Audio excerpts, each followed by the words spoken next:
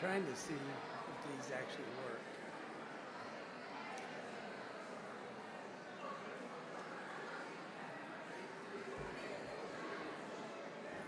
No? They worked last night. Those were better? I just printed my own thing because I wrote their names out how I pronounce it.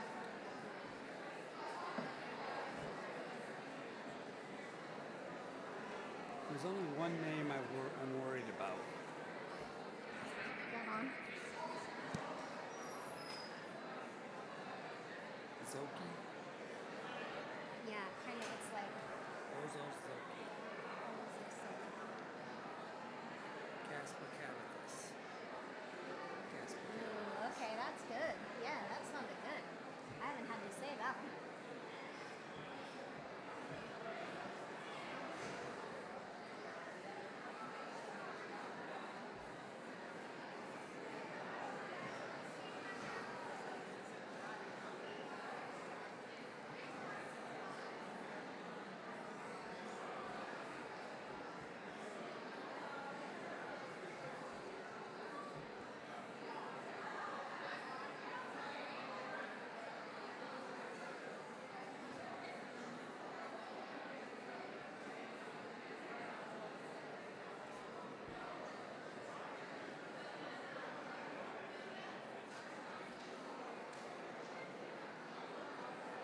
I like how everybody's being pushed to the front.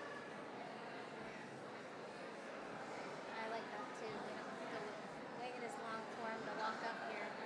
Plus, it makes the auditorium look like it's full.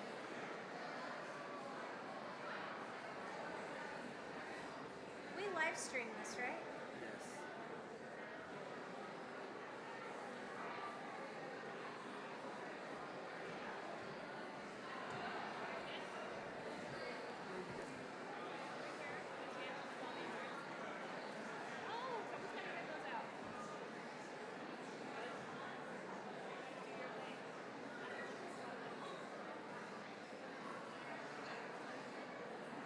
Wiley's favorite thing.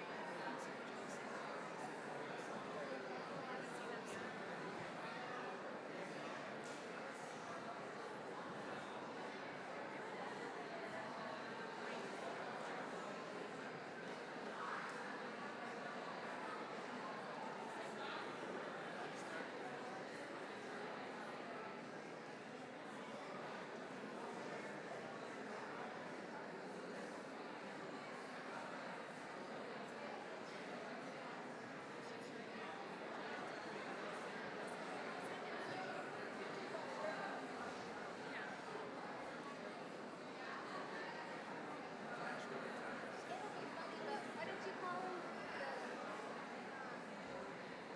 The linebacker. Oh, shoot.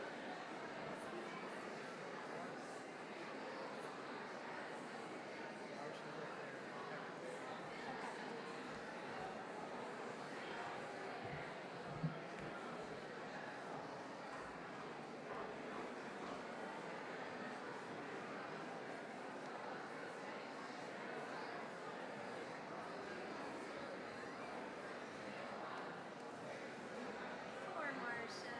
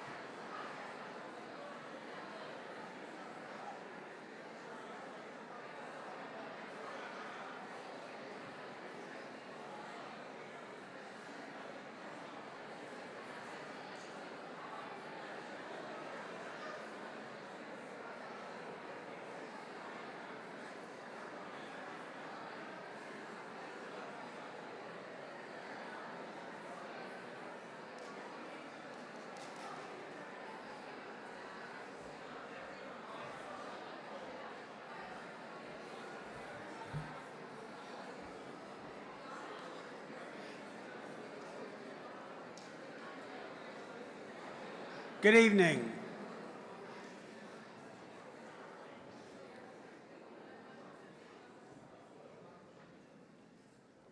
Good evening and welcome to our upper school honors night.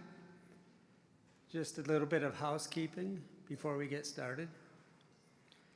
Students, when you come up to receive your awards, please come up on this side of the stage over here to my left, your right. Then you'll come on up, and if we basically take a picture of everything. So you'll come to the middle of the stage. There is an X. Go right to the X in the middle of the stage. Get your picture taken. If you're coming up as a group, okay, we'll take a picture as a group. There are some awards where you will receive the actual, some honors where you'll receive the award on stage. There are some other large group awards where you'll exit, right, and go over to the bleachers with when there's numerous students in that category, and we'll get your picture together. So with that, I'm going to turn it over to three of our teachers who are eager to welcome you this evening. And that's Miss Kara Emo, Miss Savannah Miller, and Mrs. Alyssa Stranskoff.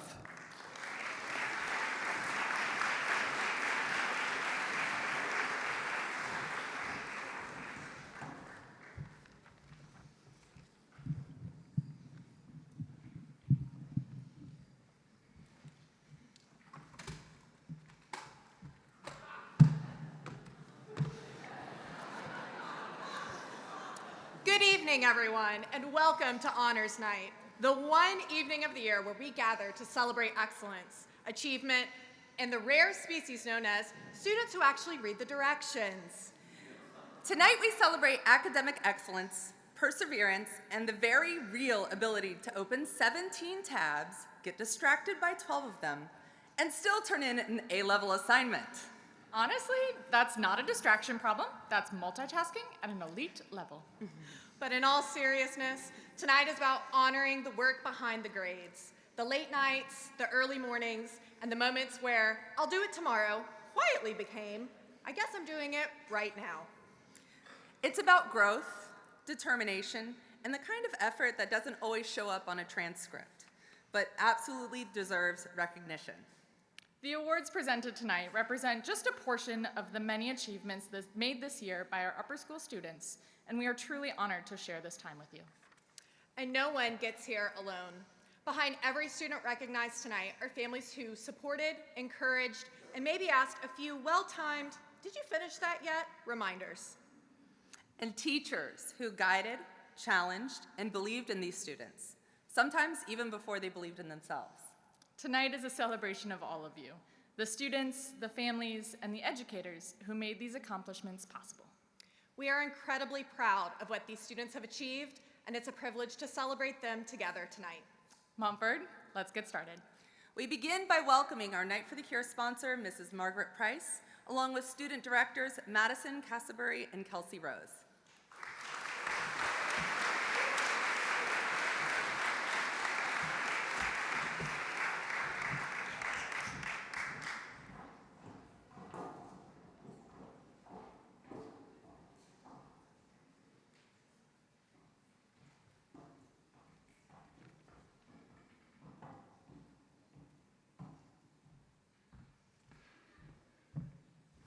Good evening, everyone. Could the other student directors please join us on the stage? Also, the representatives from the organizations that will be receiving this year's donations, please join us on the stage. Madison and Kelsey, you're on.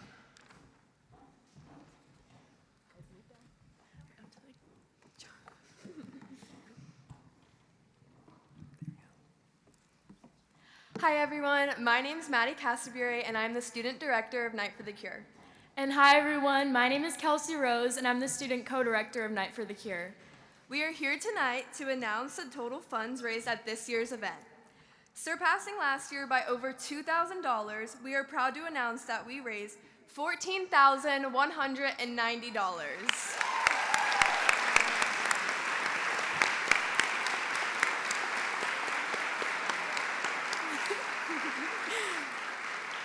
We are so grateful for your support and for coming to our event and buying our merchandise. We will be donating $4,730 to 3 incredible organizations, including Alex's Lemonade Stand Foundation for Luca's Hero Fund, Cornerstone Hospice, and the Greater Claremont Cancer Foundation.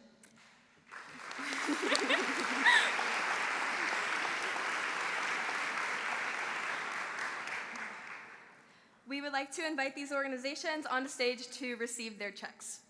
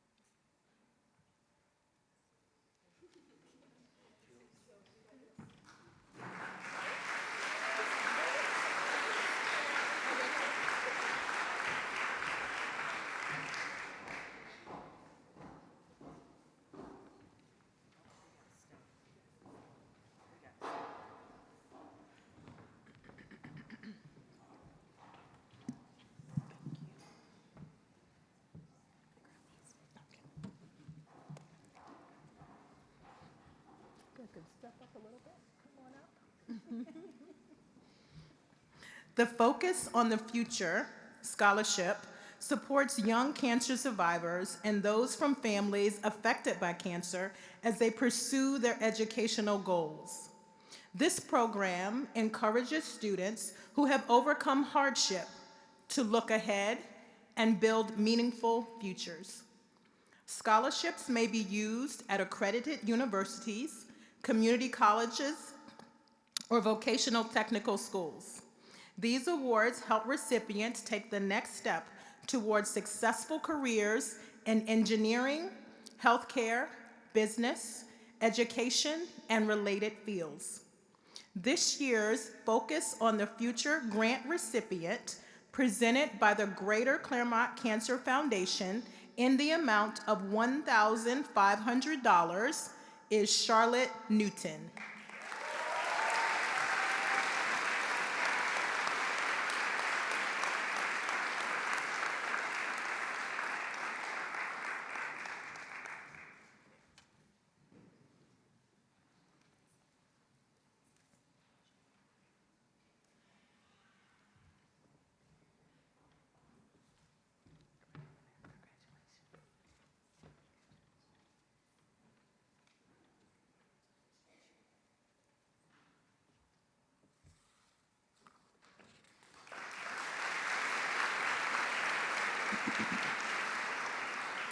Please welcome Mark Field to the stage.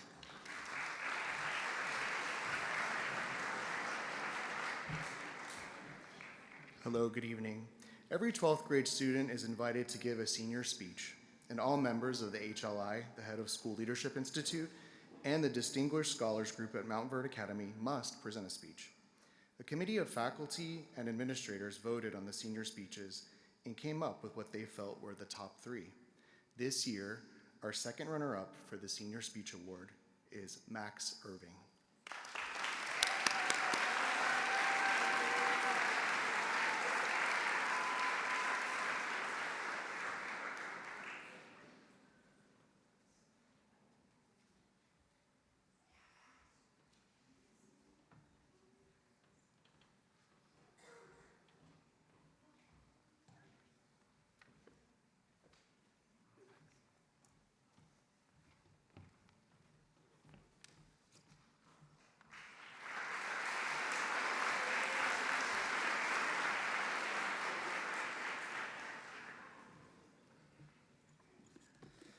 Good evening.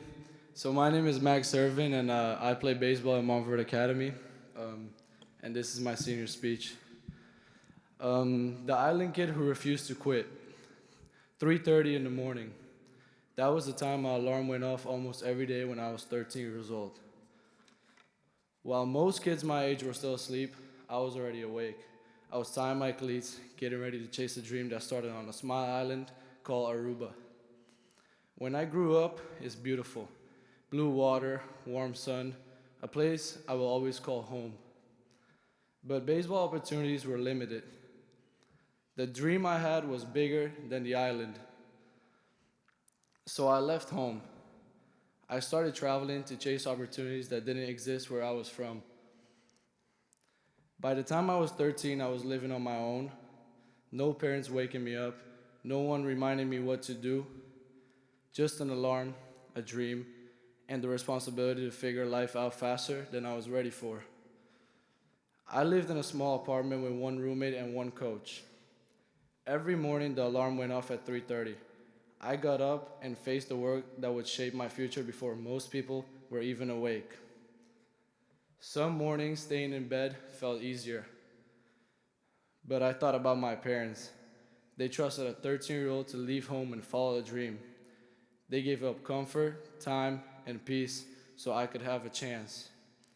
I remember one night. I had finished practice and I was sitting alone in my small apartment, tired, sore, wondering if I could keep going. My phone buzzed. A message from both my mom and my dad. They wrote, "We believe in you, son. Even on your hardest days, you make us proud." I looked at that message and something inside me changed. I wasn't chasing the dream for myself anymore. I was chasing it for them. Every sacrifice, every sleepless morning, every drop of effort, I wanted them to see it all mattered. So I made a promise to myself. One day, I would make it all worth it. One day, I would give back everything they gave me. And one day, I will be able to take care of them the way they took care of me. But one of the most humbling moments of my journey came when I spent time in the Dominican Republic. I saw kids my age playing baseball on fields that didn't look anything like the ones we play on today. Sometimes there was barely grass, sometimes the equipment had to be shared, and sometimes there wasn't even the basics. Our living conditions were not ideal. There were days when there wasn't much food, days without water, nights when electricity went out and the entire place went dark. Being there made me realize how much I take the simple things in life for granted. I realized that chasing a dream isn't something to complain about. It's a privilege. And if people could give everything they had with so little, then I had no excuse not to give everything I had. Training alongside them, experiencing the same grind and chasing the same dream, that moment hit me. And I realized how lucky I was, how far I had come, and how much I still needed to give. That journey taught me to be resilient. It taught me how to be independent. It taught me to value every opportunity and cherish the moments that shaped who I am today. Montfort Academy changed my life. I learned something even more important. For most of my life, I thought strength meant doing everything alone, and I thought being strong meant carrying every challenge by yourself. But being here showed me something different. For the first time in a long time, I felt something I hadn't felt in years. Community. Teammates who had my back. Friends who believed in me. People who reminded me that even the strongest journeys don't have to be walked alone. And that's when I realized something I will carry with me for the rest of my life. The strongest people aren't the ones who do everything alone. The strongest people are the ones who lift others up. And success isn't just about how far you go, it's about how many people you can help and impact on your way up. Like my dad always tells me, always help everyone on the way up because you never know who you're going to need on your way down. From a kid from a small island chasing a dream bigger than the world he knew, I learned this. Dream bigger than you fear, work harder than everyone, and always lift the people beside you as you rise. The world won't hand you your dreams, you must take them. You fight for them, and you make everyone who believed in you proud. Thank you.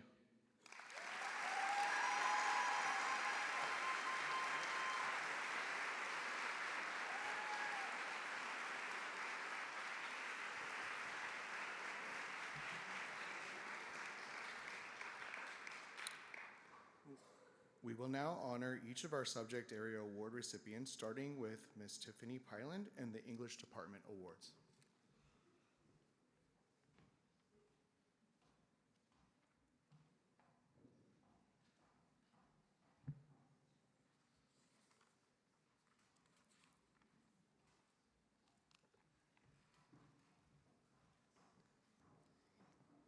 Good evening.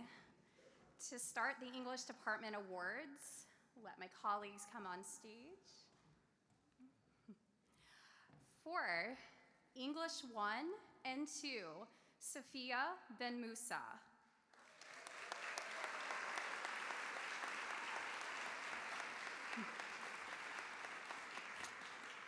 For English 1 and 2 honors, Hannah Zhu.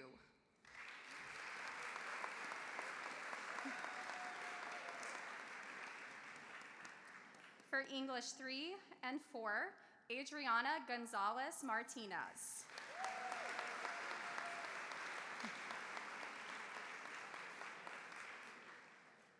For English 3 and 4 honors, Michelle Jing Su.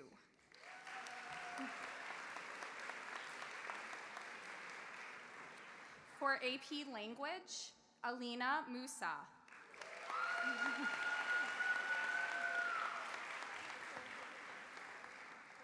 For AP Literature, Adam Townsend.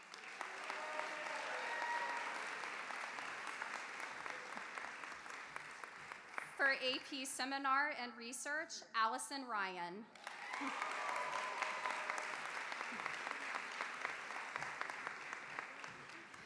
For Journalism, Isaiah Molina.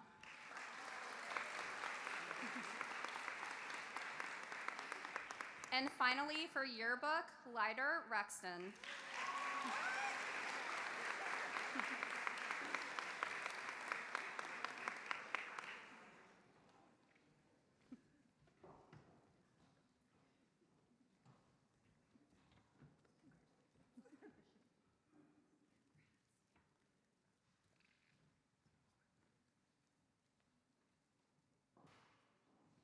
And now I welcome to the stage Mrs. Rebecca Martinez to present the awards for the ESL department.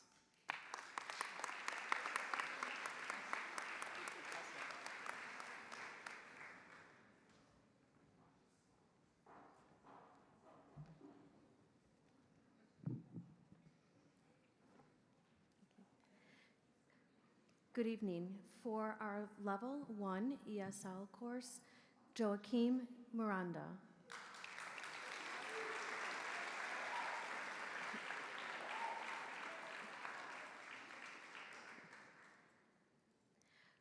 For ESL Level 2, Robson Moraes.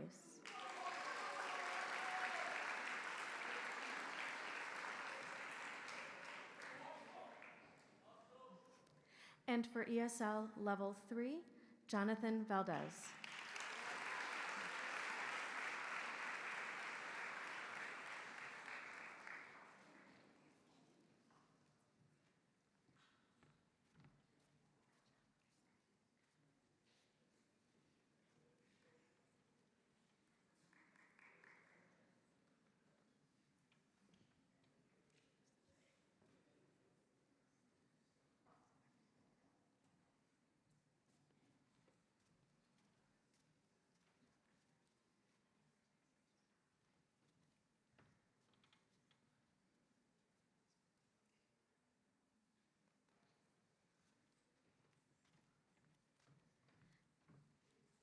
And now I'd like to welcome Ms. Netterveen and Ms. Caballero for the World Language Department.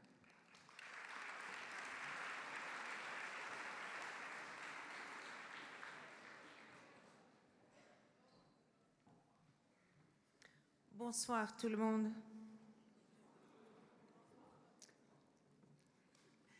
The awards for beginning French will go to Hannah Chu.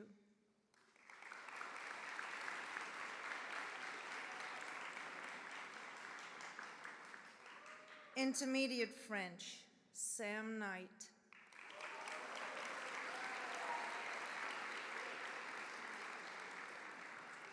And AP French, alias Shahim.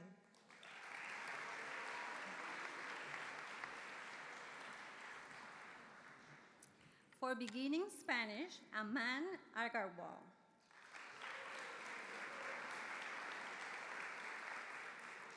Intermediate Spanish, Nidhi Krishna.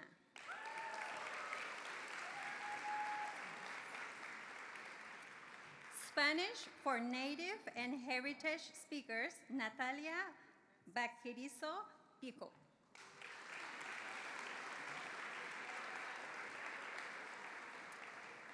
AP Spanish Literature, Alison Troche.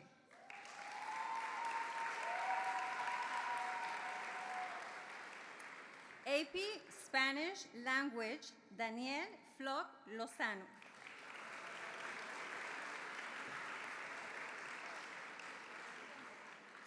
The outstanding world language is for the student who has completed 4 years of Spanish, Adriana González Martínez.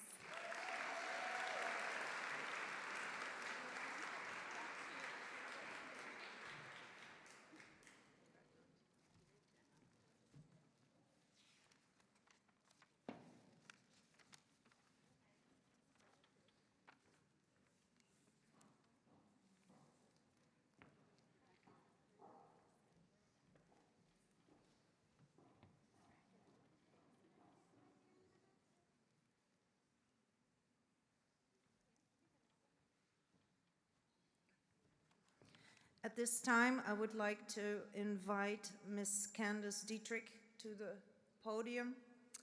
She's the head of the mathematics department.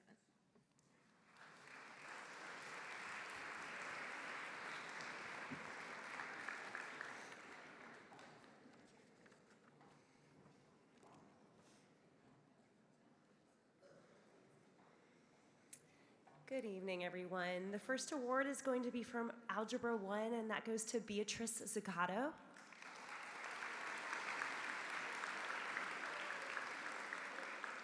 For geometry, goes to Maria Perea. Algebra 2 goes to Lily McMillan. Statistics goes to Oliver Anderson. Advanced Algebra and Trigonometry goes to Maria Fernandez Manzano.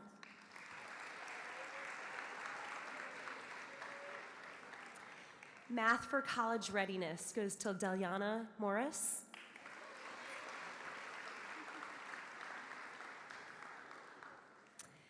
Pre-Calculus goes to Jude Bakir.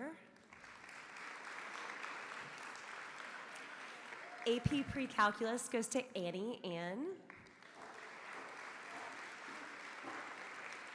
Calculus will go to Allison Ryan.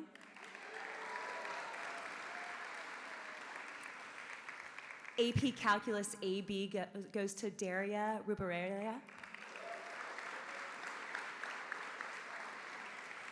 AP Calculus BC goes to Brian Zhang.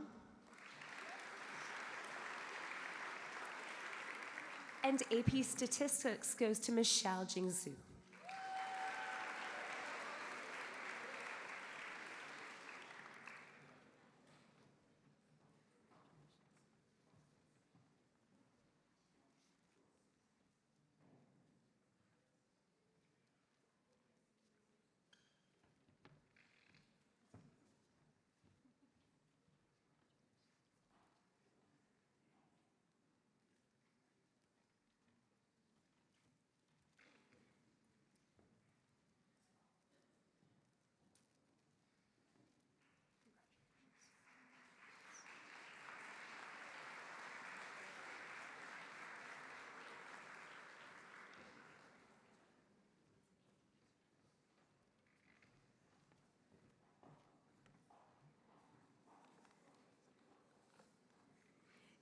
This year, we had over 60 seniors submit senior speeches.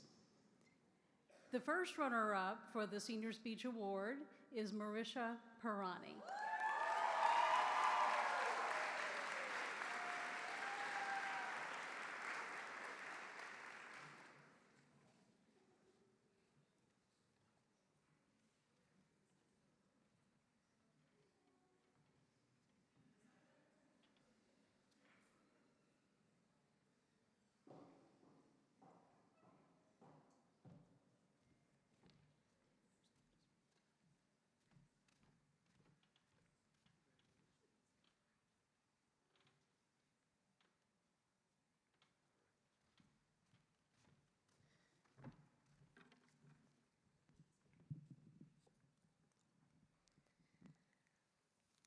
Growing up, I always felt like I had to choose which version of myself I should be. The version of myself that fit into who I thought people wanted me to be, or the version of myself that felt true. For a long time, it felt like neither was enough, so I just stayed silent. Being Indian American, I've always felt like I'm constantly living in an in-between. When I came to high school, I quickly realized that while I was seen as both a student and a friend, I was also seen as the Indian girl. And with that came assumptions that people didn't even realize that they were making. For most people, I was their first Indian friend, which also meant I was their first impression of an entirely different culture. People would often make comments or jokes about things that they didn't fully understand, and it was so normalized that I didn't always know how to respond. On top of that, being a Muslim woman is another layer of my identity that came with even more misunderstanding. Sometimes quiet, but still always there. Most of the time, I had felt like people already decided who I was before they even gave me a chance to show them. So I learned to be careful. To me, being careful meant watching what I said, how I acted, and what parts of myself I showed. A lot of the time, that meant staying silent because it was easier than risking being misunderstood. In all honesty, that fear stayed with me for a very long time. It made me hesitate, it made me overthink, it made me feel like I had to put on a face just to fit in and avoid giving into stereotypes. But what made it even more confusing is that I felt like this no matter where I went or who I was with. When I would visit India, I expected it to feel like home. But even there, with these people that I thought I would relate to the most, something felt off. I looked like everybody else. I even shared a lot of the same traditions as them, but my accent was noticeably different. My habits were different. The way I thought was different. And all of a sudden, I wasn't Indian enough. I would then come back here, back to my school, back to my friends, and I would feel it again. The same feeling of always being slightly out of place. But in December of 2025, something changed. I went to India on a community service trip, and for the first time, I was able to step out of the little bubble that I've always known. I met people who had different lives, challenges, thoughts, and perspectives. There, I realized that we are so much greater than the labels we give each other. There was never one way to be Indian, there was never one way to be American, and there was never one way to feel like I belonged. Everyone I met there carried their own stories and their own identities, and not a single one of them fit perfectly into one definition. For the first time, instead of feeling out of place and like I didn't belong, I started to realize that it's possible that no one fully fits into just one box, and maybe we're not supposed to. Yes, my experience on the trip gave me a new perspective on the world, but it also gave me a new perspective on how I saw myself. I always thought that being Indian American and Muslim made me more distant from others. But in reality, it gave me a greater understanding of what it feels like to be both seen and misunderstood. It also taught me one of the most important lessons. That fear of judgment that lingers, it will never go away by hiding. It will only grow. So I decided to change that. Not all at once, of course, but little by little.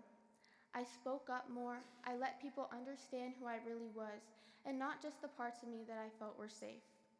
And here's what I realized. The more that I stopped making myself smaller to fit in, the more I actually started feeling a sense of belonging. Identity isn't something for you to prove to other people.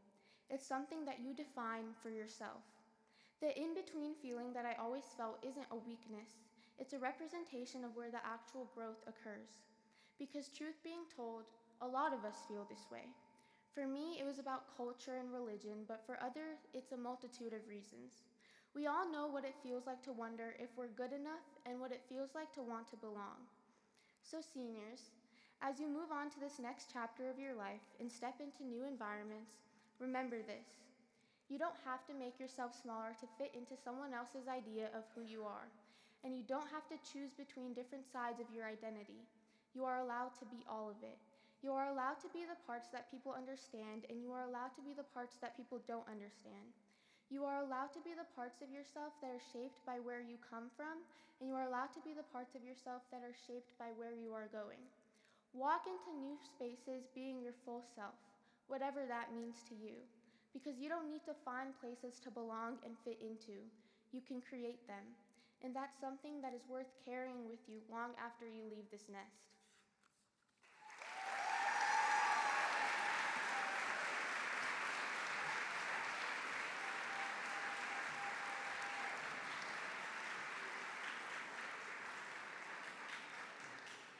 Next, I would like to invite our Social Studies Department to come up to the stage.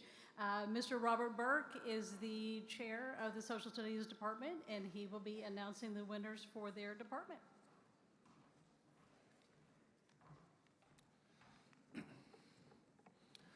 Thank you. And thank you, Marisha, for that wonderful speech. Where'd she go? Out there somewhere. Mr. Chris Spalding presenting the AP History Award to Juliana Barbieri.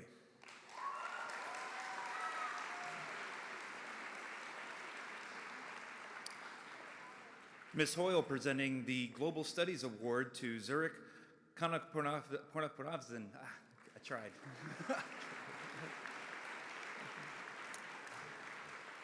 Mr. Walsworth presenting the AP Economics Award to Jade Bouchy.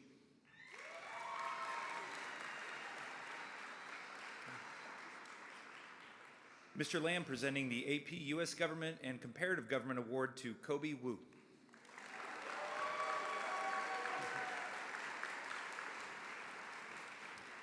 Ms. Helm presenting the Social Studies Elective Award to Adriana Gonzalez Martinez.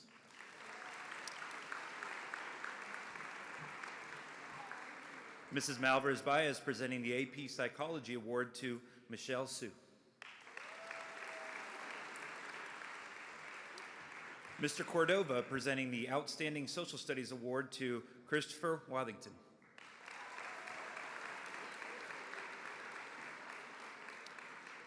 I'll be presenting the Historical Thinking and Achievement in Social Studies Award to Jacob Novus. And Dr. Aguirre presenting the Overall Academic Social Studies Award to Michelle Su.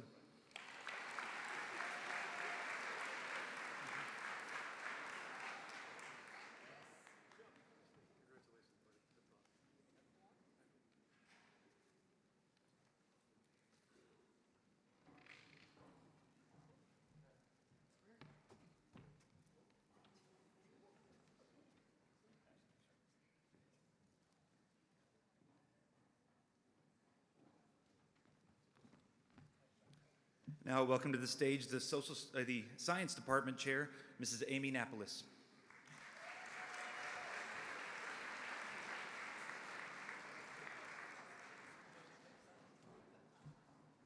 Hello, good evening. Let me get on track here. All right. We are so excited to congratulate our top students across the Science Department, and we'll start with our top student in the Life Sciences at the AP level. Congratulations, Nidhi Krishna.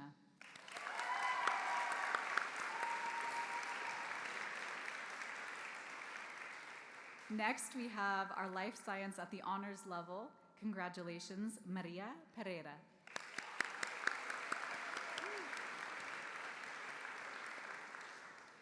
And our Life Science at the College Preparatory level, congratulations to Hung Lam Kwok Win.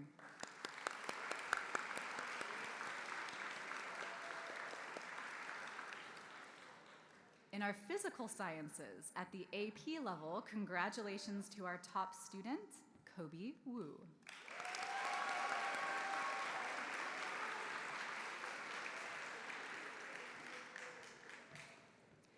To our top Physical Science at the Honors level, congratulations, Sanvi Gandhi.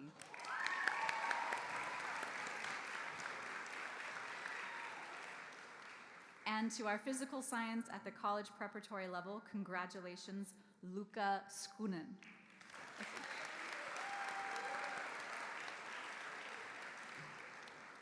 We also give an award to our top student across all of the science electives, so we're very excited to congratulate our top electives science student, Demaria Williams.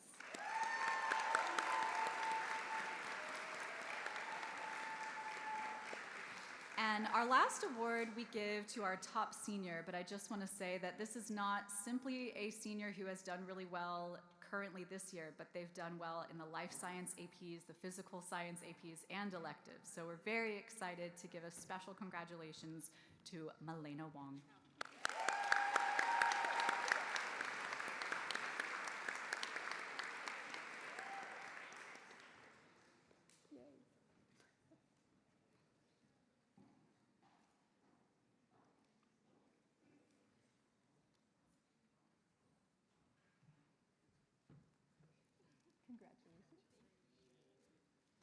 Quick shout out to my AP students. Good luck tomorrow. All right. Congratulations to everybody. And next up, I'm happy to introduce Dr. Karen Long and our Department of Computer Science and Engineering.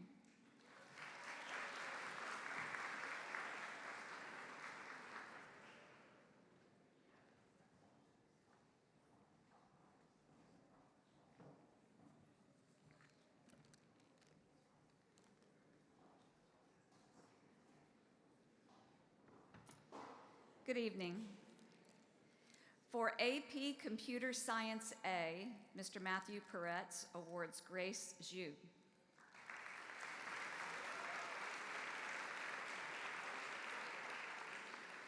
For 3D Design and Printing, Mr. Peretz awards Katie Zhang.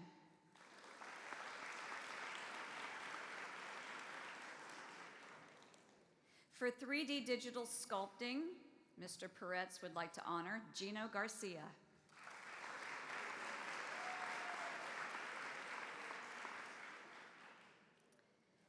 For Game Builders, Mr. Peretz honors Hugh Trong.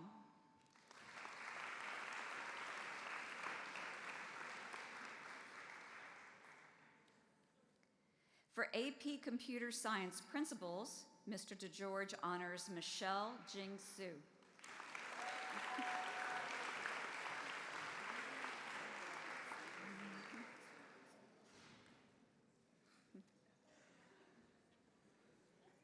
For Sports Media, Mr. Michael Damon would like to award Raja Sandhu.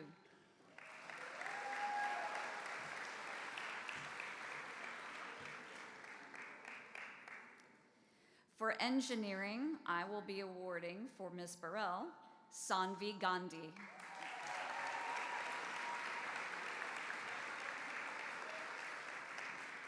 And for Upper School Robotics, for Mrs. Burrell, I'll also award Hung Lam Kwok Nguyen.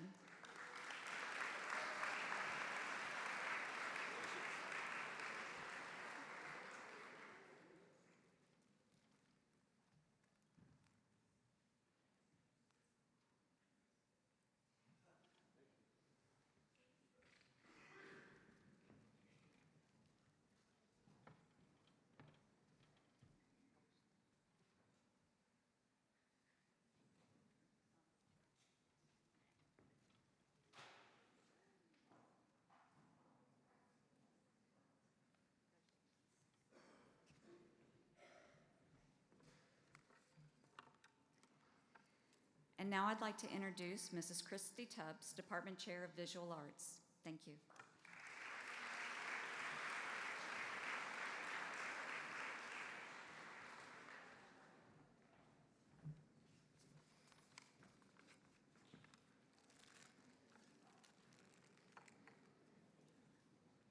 Thank you, Dr. Long.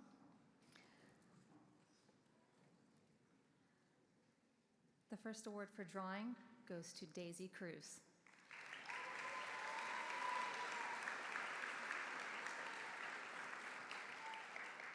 For painting, Isabella Salgado.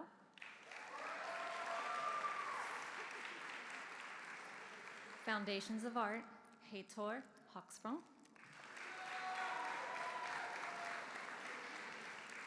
Studio, Nicole Sanchez.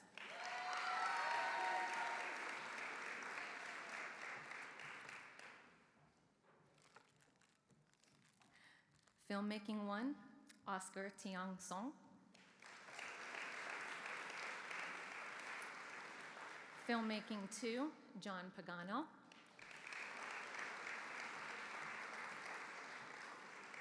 TV Broadcasting 1, Eiley Smith.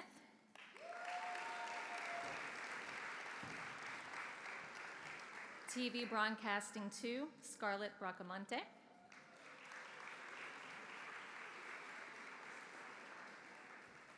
Willworks in Ceramics, Lila Fulcher Vargas.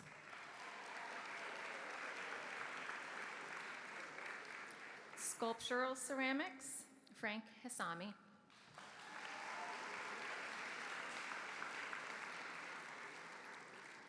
Weaving, Franklin Afanani.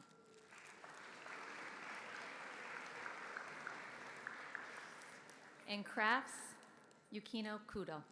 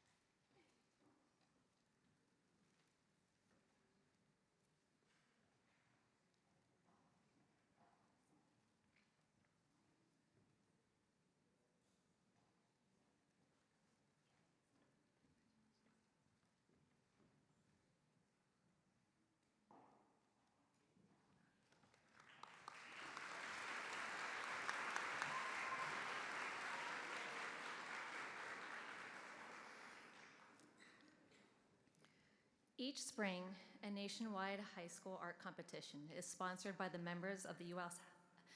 House of Representatives. The Artistic Discovery Contest is an opportunity to recognize and encourage the artistic talent in this nation, as well as in each congressional district. Since then, over 650,000 high school students have been involved in this nationwide competition. Created in 1982, the Congressional Art Competition is a unique opportunity in which the congressman is able to showcase the artistic talents of the high school students within the 11th district. The winning entries from each district are prominently displayed in the Cannon Tunnel in Washington, D.C.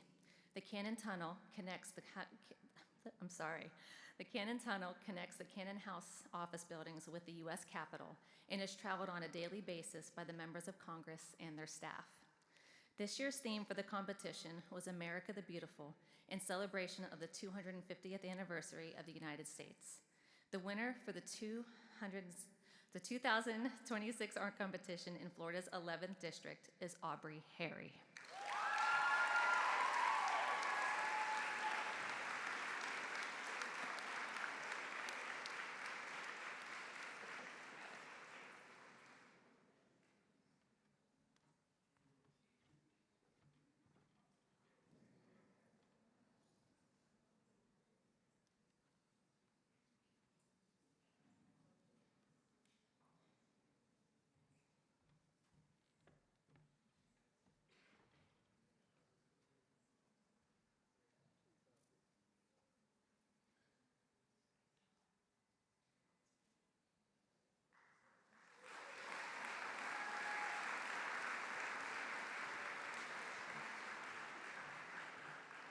For those who are curious, that's the actual painting up on the PowerPoint. So congratulations, Aubrey. Mr. Dean Bell.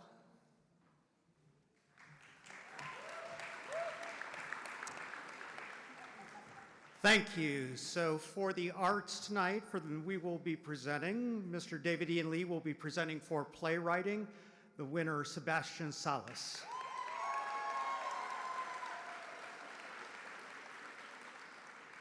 Mrs. Jessica Burt-Paz will be presenting for dance, the winner being Shiori Sonoda.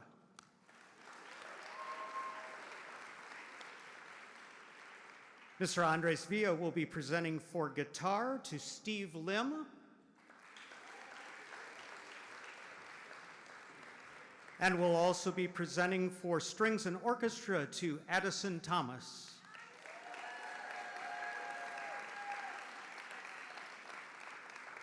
Mr. Aubrey Connolly Candelario will be presenting for AP Music Theory to Ella Drawdy. And for vocal music and choir to Ashlyn Anderson.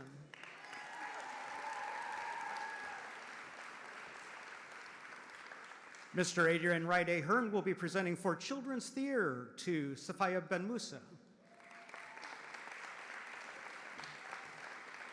And for Intro to Theater to Ryan Sterling.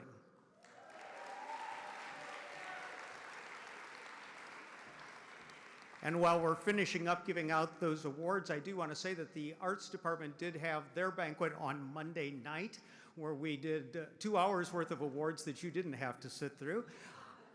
But I do want to mention, even though they've already received their award, they do not need to come up. I just want to mention our top 3 awards that we gave out. Our Technical Theater Student of the Year to Zara Saida. Our Thespian of the Year to Tatriana Hines, who you will have the pleasure of hearing just a little bit later in the program, and our Music Conservatory Student of the Year to Sophia Liu.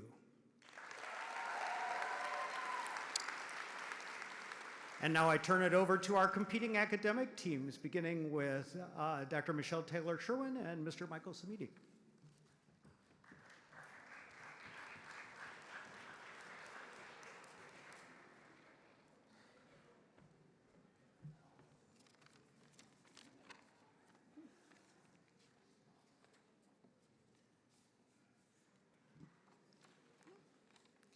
Good evening, everyone.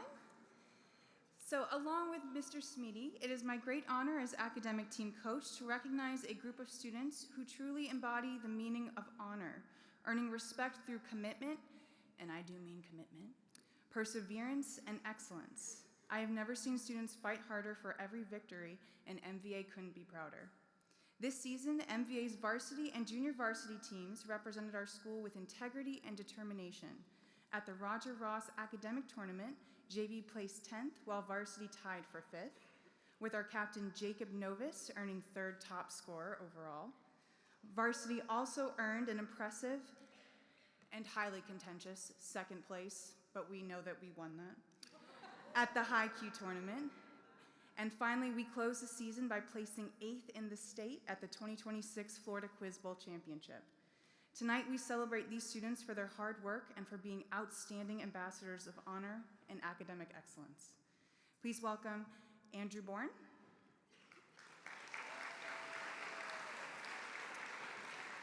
graduating senior Braden Ray, graduating senior Milena Wang, Emily Lapouble, Ali Tracci, Bella Romeo, Lucas Stresnecki, Juliana Barbieri, Francis Jones, and a very special shout out to this group of seniors whose dedication just surpassed everything. Every 8th period, guys. And I promised I wouldn't get upset, but you will all very much be missed. Richie Cerrone, Nathan Diaz, Titus DeClerc, John Drawdy, and last but not least, our captain, the heart and soul, Jacob Novis of our team. Thank you, guys.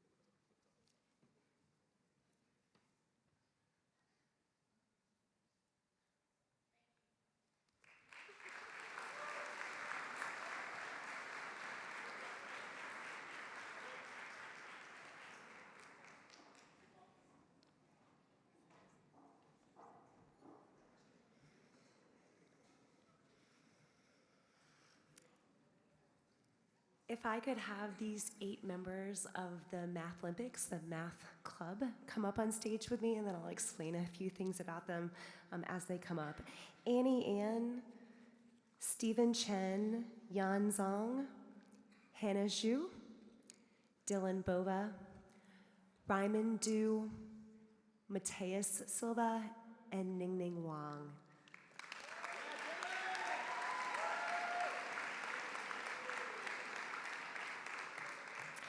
Ladies and gentlemen, it's along with these 8 members that we practice actually at 7 o'clock in the morning on Tuesday morning. So this is a commitment before school even starts, which is a huge commitment, but we want to open it up to all of the student body.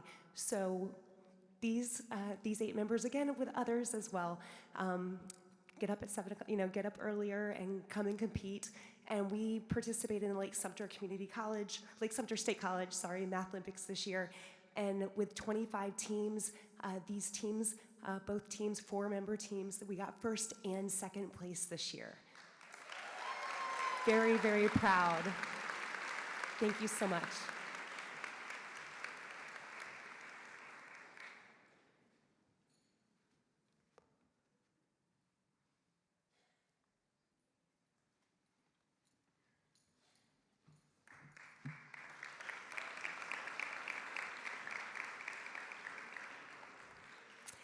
If I could have Mr. Peretz and Dr. Karen Long come up for the programming team.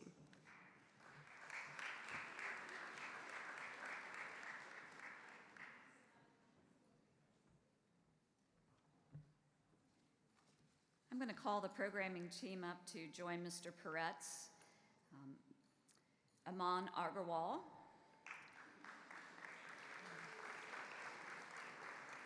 Ben Cheng.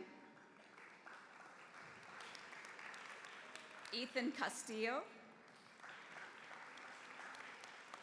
Gino Garcia, Jin Liang Zhang, Fu Reed, Lucas Stresneski, and Stephen Chen. In a cruel twist of fate, the AP computer test is tomorrow, which explains why some folks are not here tonight. So wishing them much luck tomorrow. But congratulations and thank you for participating in our programming club this year. Thank you.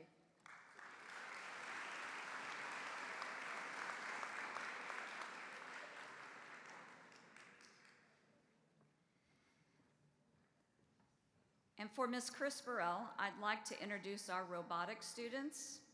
But before I do, I got to get this little piece out.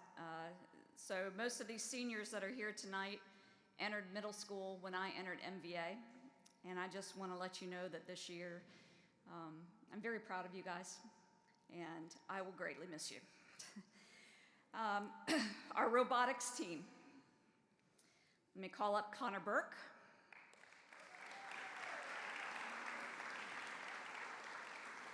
Miguel Fernandez Hernandez.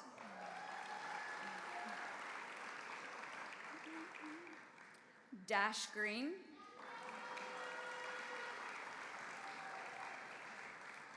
Hung Lam Kwak Nguyen. Kian Narani. And Ethan Salka. These kids dedicated themselves after school, before school, in between classes to build robots and attend the First Tech Championships and poured their hearts and soul into the season, and Mrs. Burrell and I are incredibly proud of you. So thank you for being a part of the robotics family.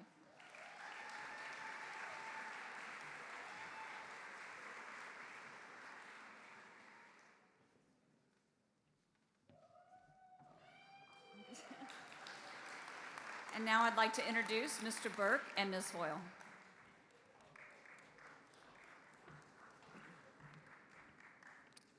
Hello again. I'm Robert Burke, and this is my co-captain of the Model United Nations team, Ms. Marco Hoyle. I'd like to introduce the incoming Secretariat members for next year. As they come up to the stage, I'll describe a little bit about what we do and recognize some of the other members of the Model United Nations team. So called to the stage are Secretary General Camelia Barada Alam, our Deputy Secretary General Juliana Barbieri, our Undersecretary of Policy Isabella Salgado, Undersecretary of Administration Elisa Ghanem, and the Undersecretary of Development, Nora Chima. Model United Nations is best characterized as a UN simulation where we compete against other high schools around the world in a simulation of speech, debate, diplomacy. Students engage at these conferences for up to 18 hours of committee time, hosted by UCF, by University of Florida, and this year we made our third appearance at Georgetown University in Washington, D.C., and we even had 2 students on their own time and initiative give up their spring break to go compete at the national conference at New York City, where they brought back top honors. So also I'd like to recognize if there are any other students in the room who participated in Model UN this year. Some of the 60 students we had participate this year. Would you please stand quickly and be recognized?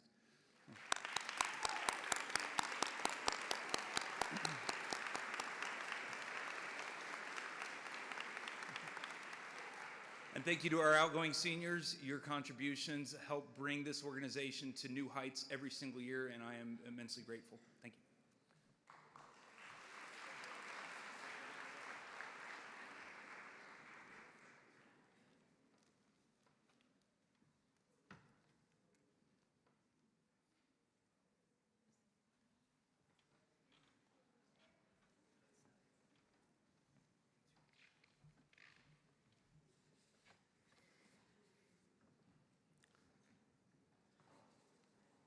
So great to see all the amazing co-curricular teams and how they're getting it done throughout the county, state, and nation. Quite a few accomplishments there. In the upper school at Montverde, we have 7 student leadership groups representing the student body in various aspects of service to the academy. The groups are Arts and Athletic Leadership Committee, Disciplinary Committee, Eagle Ambassadors, Honor Council, Student Government Association, Prefects, and the Head of School Advisory Council, which is announced at the beginning of the school year. These groups together make up the upper school Head of School Leadership Team. We would like to thank the students for their service in these 7 leadership groups throughout the 25-26 school year. They all received their pens commemorating their leadership roles during the advisory meetings this past week. Can all current and outgoing members of the Head of School Leadership Team please stand to be recognized?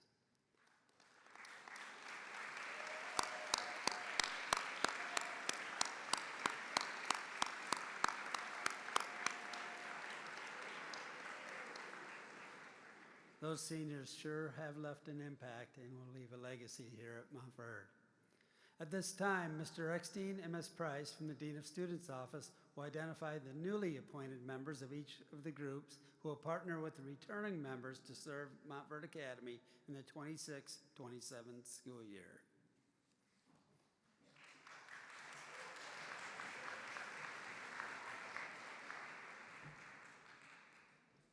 First, the Arts and Athletics Leadership Committee. That committee was overseen by Mrs. Savannah Montez and Mrs. Mary Kay Rath. Could you please come to the stage?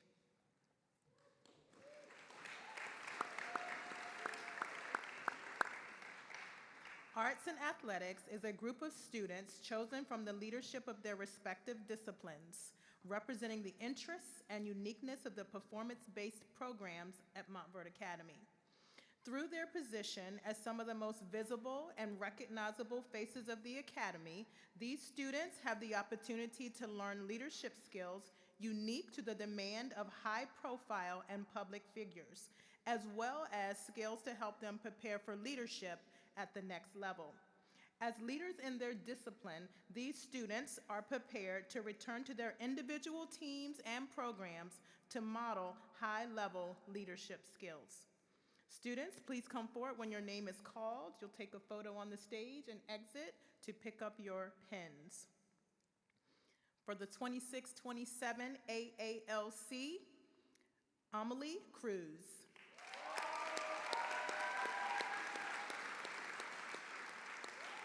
Gabriela Noveas de Cavallo. Did I say it wrong? I said it wrong. I apologize. Come on up, Gabriela. Rodrigo Sanchez. Stella Belmore. Quentin Ganosekera. Audrey Bavino. Olivia Bedard. O'Neill Delancey. Sam Knight. Grace Shu. Landon Baltaman. Tomás del Valle Crosara.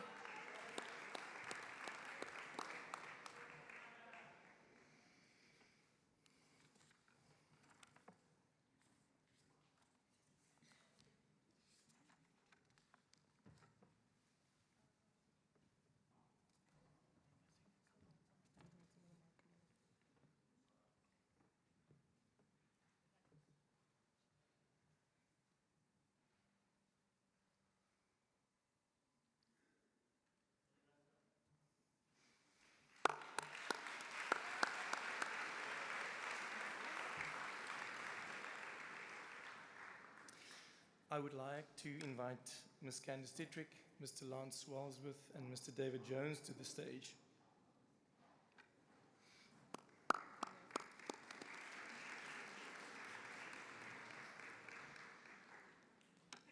The disciplinary committee is a group of upper school students who represent the diversity of the student population appointed by the head of school.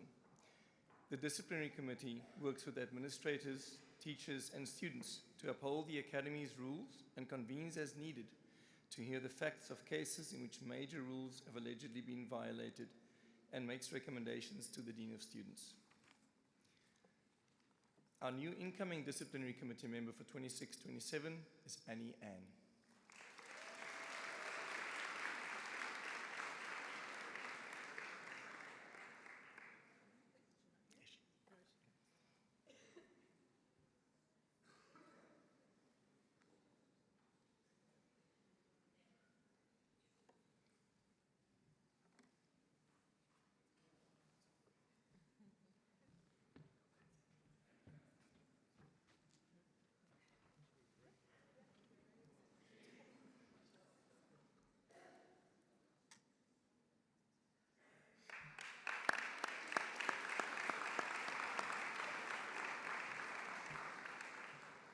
And now for our incoming Eagle ambassadors, would Mrs. Yanni Irizarry Rivera and Ms. Caitlin Griffiths please join me on the stage to recognize our incoming Eagle ambassadors.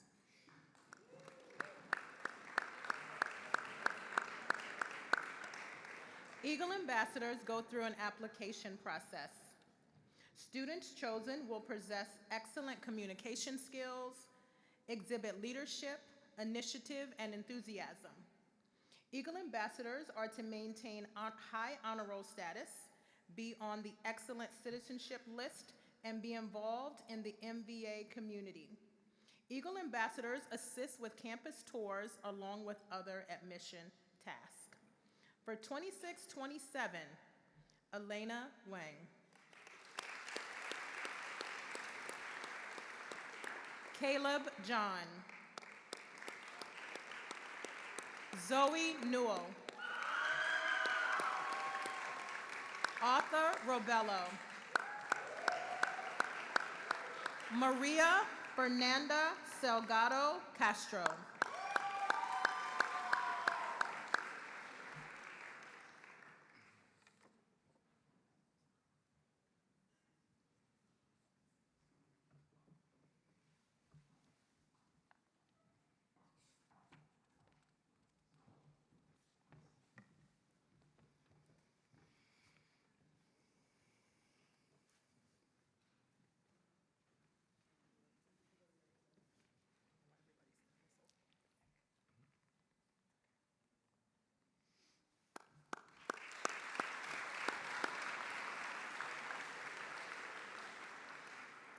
I would now like to invite up to the stage Mrs. Caballero and Ms. Byland.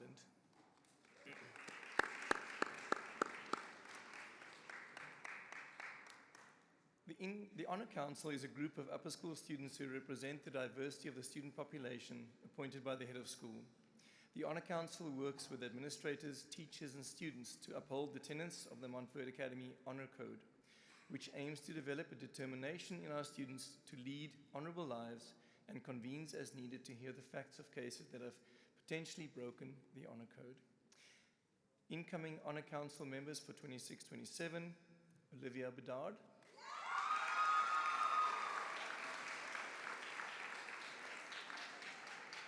Noor Shima,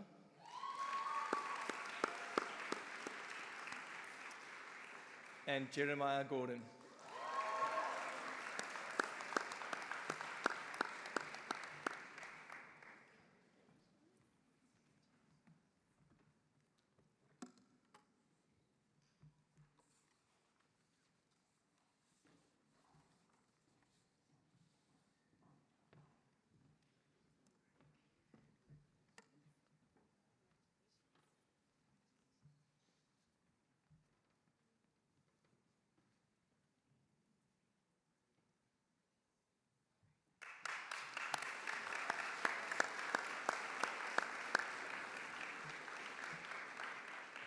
Our MVA student government sponsors were Mrs. Angie Helm and Mr. Edward Cordova.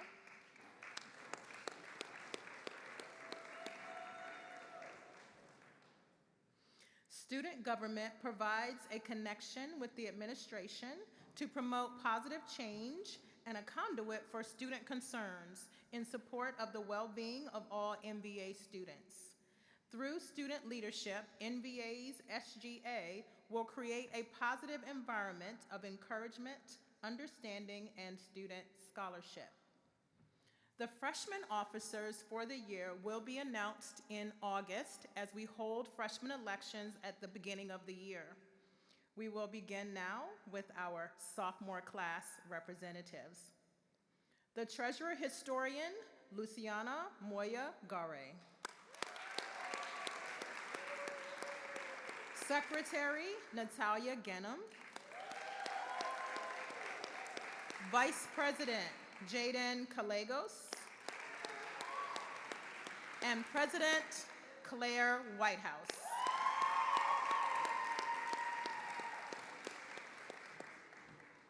Our junior class officers, historian, Gabrielle Joseph. Treasurer, Luisa Texiera de Silva. Secretary, Alyssa Diaz. Vice President, Krisha Patel. And President, Samdi Gandhi.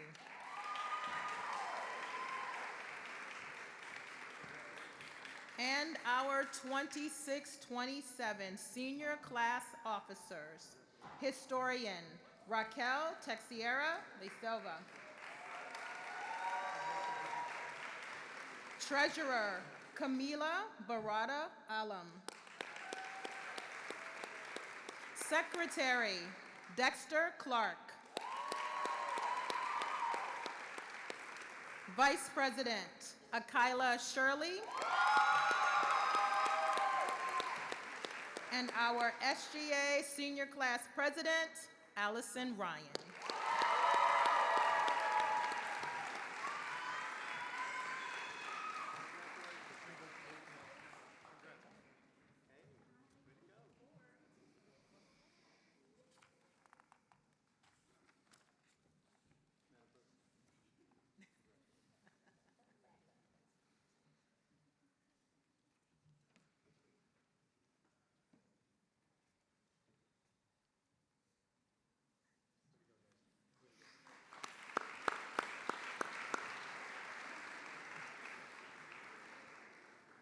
I now invite Mrs. Kirsten Kaufman to join us as we announce the prefects for 26-27.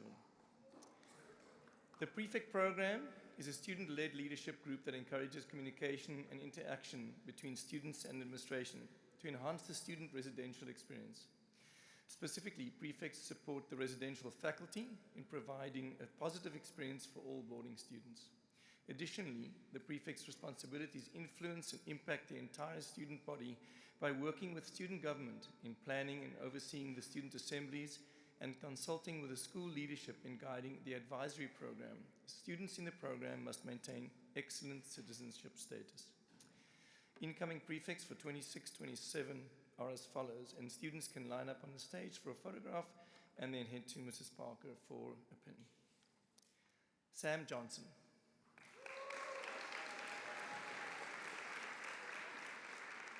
Will Moss. Damian Jones. Malachi Booker. Vuk Putnik. David Zhang.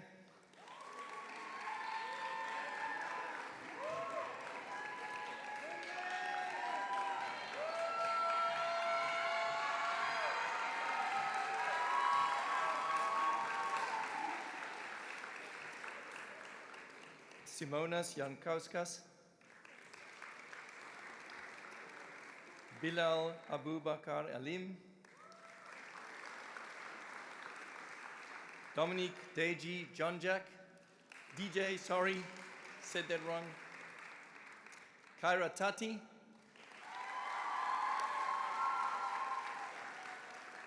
Mariana Bustamante. Amelie Jenkins Cruz. Luisa Tanis Farias. Yakina Mora Valenzuela.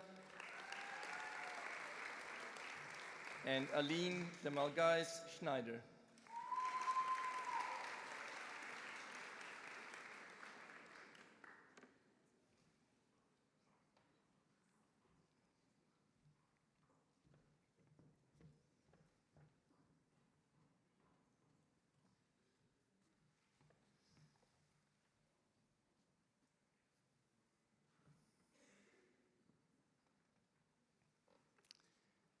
Before you go, the head prefects for 26-27, Sam Johnson,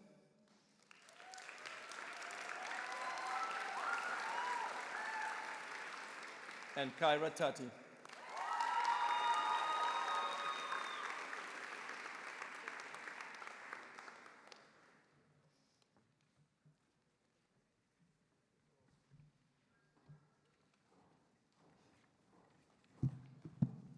I should have borrowed y'all's stools down here. The Distinguished Scholars Program was created in 2017 by Mount Verde Academy to offer students a path towards some of the most competitive college admissions by providing opportunities for intellectual rigor. In order to successfully complete the program, these students are expected to dedicate themselves to the highest level of scholastic pursuit. The seniors who have completed all the requirements for this program were recognized at a college signing ceremony on April 29th and will be honored by walking first at the baccalaureate and graduation ceremonies. This year, we have 52 new inductees into the Distinguished Scholars Program. Will these students please come forward as I call your name? Emily Limpus. Jackson Broker. Ava Sanford. Munsif Minhouse. Olivia Midovidic. Annie Ann. Hamza Bawa.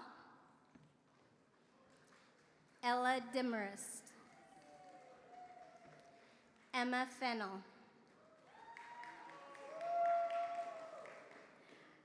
Haya Ganaham. Elise Ganem. Aaron Zhang. F.A. Kozin. Kelsey Rose, Lily Strawbridge, Ameline Alexis, Juliana Barbie, Jade Boucher, Malachi Booker, Madison Cassaberry,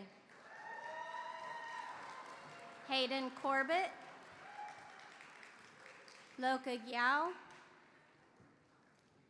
Jeremiah Gordon, Quentin Gunasakara, Corrine Hayes, Taylor Heaton, Caleb John, Damon Jones, Ahad Malik, Laura Minosi, Vienna Morgan, Alina Musa, Dahlia Musa, Kendall Norris, Kishan Patel, Angelo Randaldi, Franklin Rizzo, Mateus Silva, Eiley Smith, Zara Saeed, Raquel Tessirza Silva, Christina Vargas, and Karis Williams.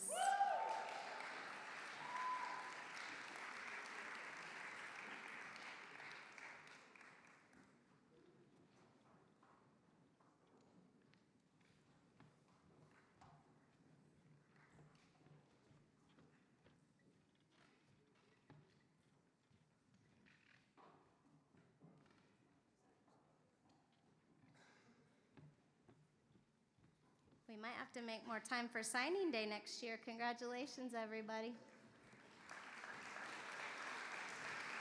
At this time, I would like to invite Mr. Jeff Wexler.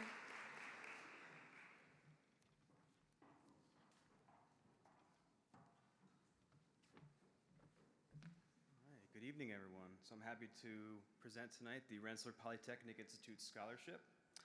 Rensselaer Polytechnic Institute is a college in Rome, New York, where students, faculty, and alumni have been defining the scientific and technological advances of our world for 200 years. Each year, Rensselaer Polytechnic Institute awards one rising senior at each school a $160,000 scholarship to attend RPI. This year, our scholarship winner is Layla Berry.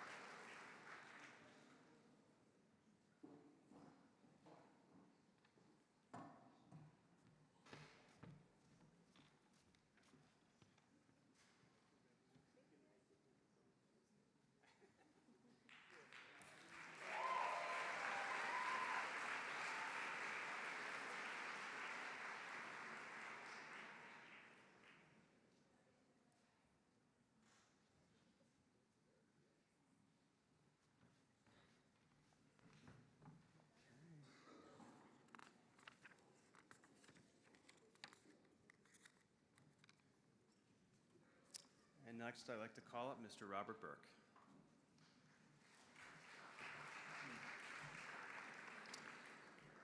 Hello again. I'd like to invite to the stage Mr. Alan Lane, a representative from the Lake Sumter chapter of the Sons of the American Revolution, to present the Good Citizenship Award. I've been working with Alan now for over a decade. Good Citizenship Award description for this student comes from his AP English Literature teacher, Dr. Smith. Describes the student as a standout scholar, athlete, and citizen his entire time at Montverde Academy. His intellectual curiosity guides him to academic success and positions him as a true leader in the classroom. Captain of the Tennis Academy, president of the Arts and Athletics Leadership Institute, and president of the Jewish Student Union. His leadership isn't limited to his academic pursuits. There is no doubt he truly deserves recognition for his good citizenship during his time at Montverde Academy.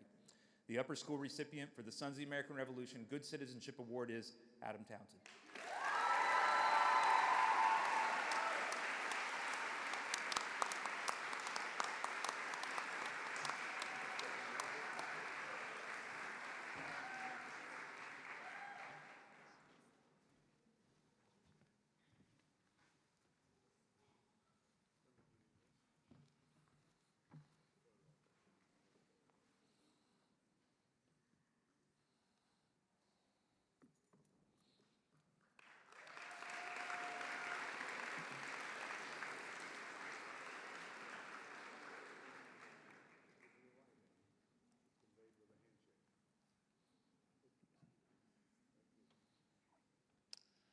And now I have the honor of introducing two outstanding seniors to the stage, Taylor Hill and Lyda Rexton.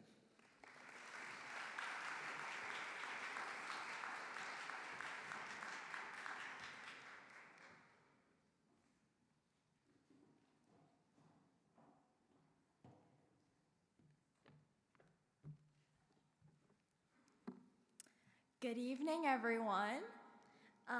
My name is Lyda Rexton. Whoa, there's a weird echo. Okay. My name is Lyda Rexton, and alongside mine and Madison's best friend, Taylor Hill, I've spent the past few months trying to find a meaningful way to honor and memorialize the impact that Madison St. Louis had on not only our school community, but the class of 2026. Unfortunately, Taylor couldn't be here tonight, but I just know how excited she was to help create this scholarship in Madison's honor and to share this moment with all of you. So tonight, I'm incredibly honored to announce the creation of the Madison St. Louis Scholarship, which will recognize seniors in the coming years who embody the same qualities that Madison lived in every single day: humility, generosity, discipline, strength, academic excellence. Oh my God, she was the smartest person I think I've ever met. Kindness and genuine care for those around them. Madison was obviously incredibly accomplished. I mean, they had to make the font size smaller, so everything she did could fit on the side. She was a National Merit Scholar, a Dartmouth Admit, and president of Tutoring Club, and so much more. But what made her so special to everyone who knew her wasn't just what she achieved, it was the way that she carried her achievements with so much humility and so much grace. She used her success to encourage people, lift others up, and ultimately help people. That's exactly what Taylor and I hope that this scholarship continues to recognize in future years. This year, we are honored to dedicate the very first Madison St. Louis Scholarship to Madison herself and the lasting impact that she had on this community. I also want to sincerely thank Ms. Dietrich and Mr. Samiti, along with a million other wonderful faculty members who cherish Madison as much as we both did, and who wanted to help us, and just thank you to everyone who wanted to help us memorialize Madison in the best way possible. So lastly, I would like to invite Mr. and Mrs. St. Louis to the stage. I know it takes an incredible amount of courage to be here tonight, and we are just, I speak for everyone in this room when I say we are so grateful for you to be here. Thank you.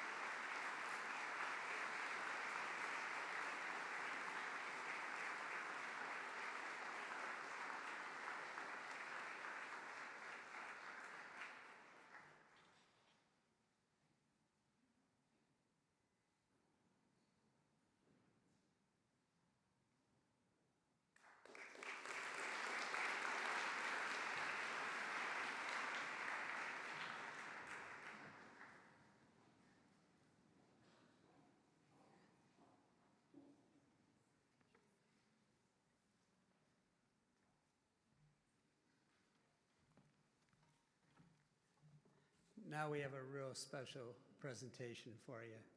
Tatiana?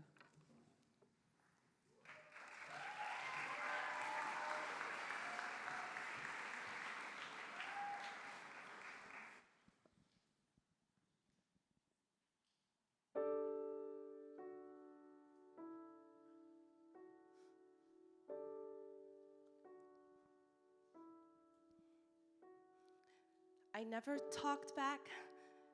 I never slept late. I never sat down when told to stand straight. I never let go or gone with the flow. I don't really know why. I've never asked questions or taken a dare. I've never worn clothes that might make people stare. I've never rebelled or stood up and yelled or even just held my head high. And all of the wishes unasked for, all of the truths unsaid, they're all that remain of the life I never led.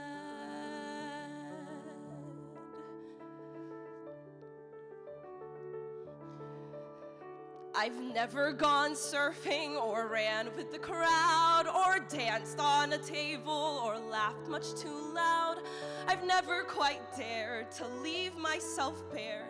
I'm just much too scared I might fall. I've never seen Paris or even been kissed. I've never quite realized how much I've missed.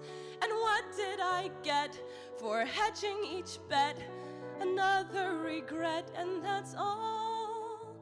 And all of the wishes unasked for, all of the needs unfed, they're all that remain of the life I never led. And now that you've given me one little taste of it, and now that I know what I know, well, how can I go on ignoring the waste of it? After all of these years that I've clung to my fears, won't you help me let go? Help me let go.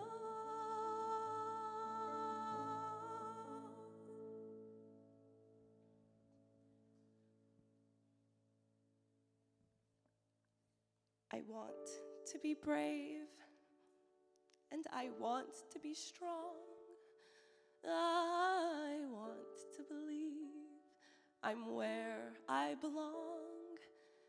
To stand up and say, I'm seizing the day. To not just obey, but to choose.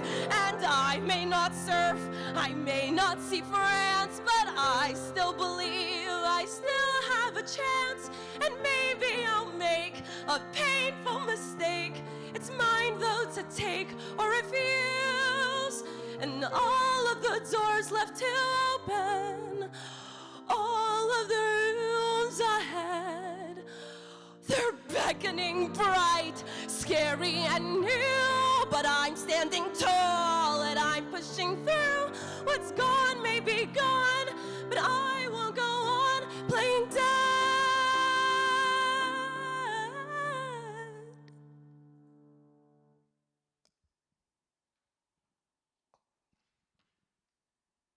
It's time I start living the life I never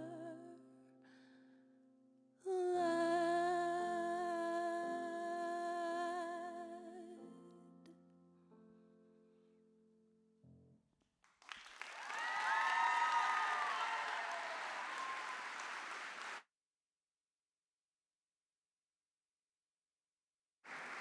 Ms. Price?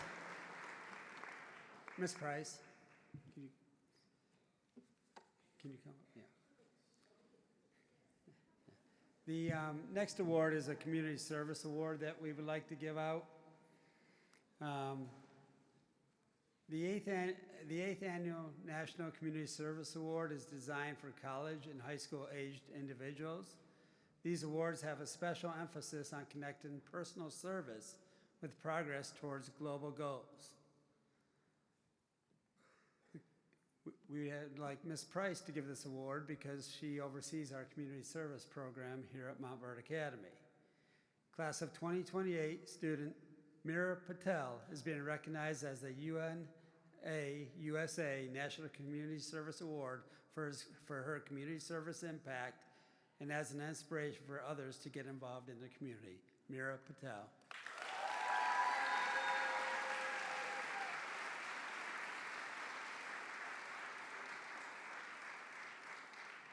You give that to her. Mira's not here, so Ms. Price will take that to her tomorrow. Thank you, Ms. Price. That saved me having to walk that over to Ms. Price later on. The AP Capstone Diploma is a prestigious two-year program developed by the College Board that equips high school students with research, collaboration, and communication skills. It is earned by scoring 3 or higher on AP Seminar and AP Research, plus 4 additional AP exams signaling academic rigor to colleges. So far, 2 students have qualified from the class of 2026 for this diploma, with 5 other students in the process. The 5 students in the class of 26 in process, I would like for them to stand when I call your name. Jaden Langley, Isabel McMillan, Rui Metwani, Leiter Rexstein, and Christina Stankova.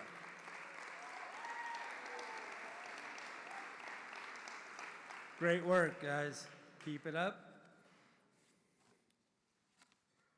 The 2 students who have already met all of the qualifications for the Capstone Diploma will come forward.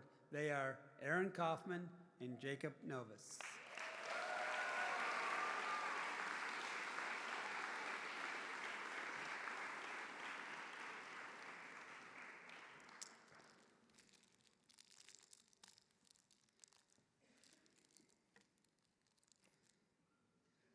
Aaron's not here, so we'll celebrate Jacob.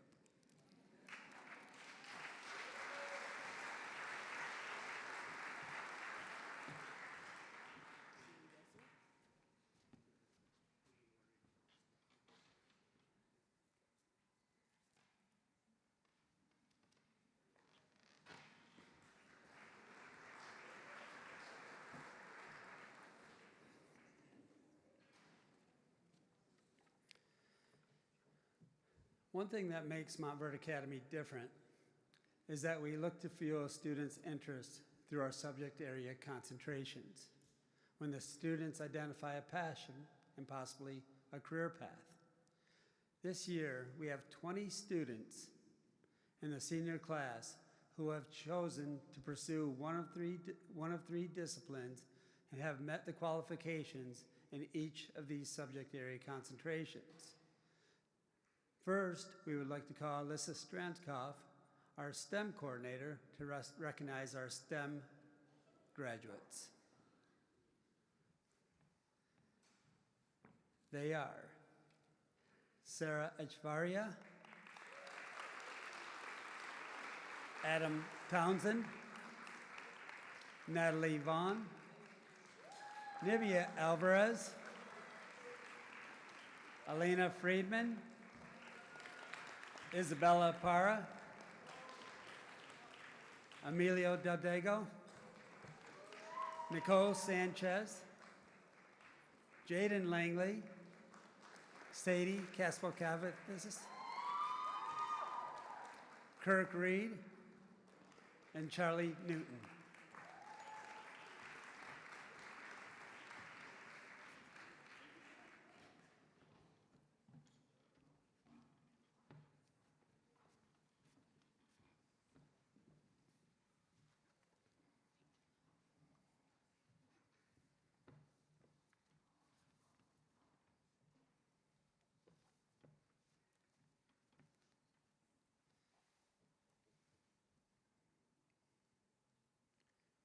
Congratulations to our STEM graduates.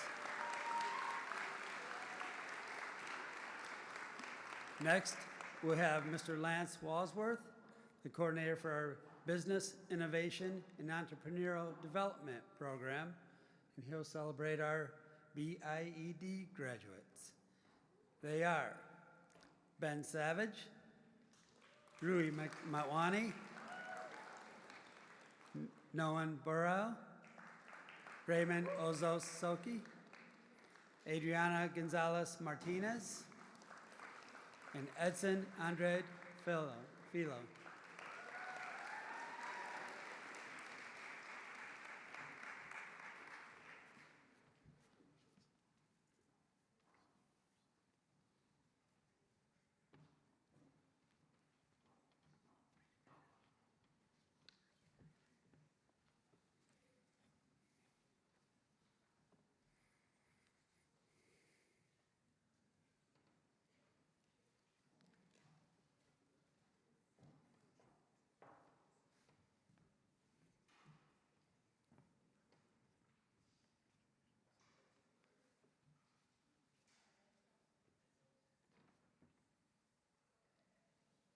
Congratulations to our BIED graduates.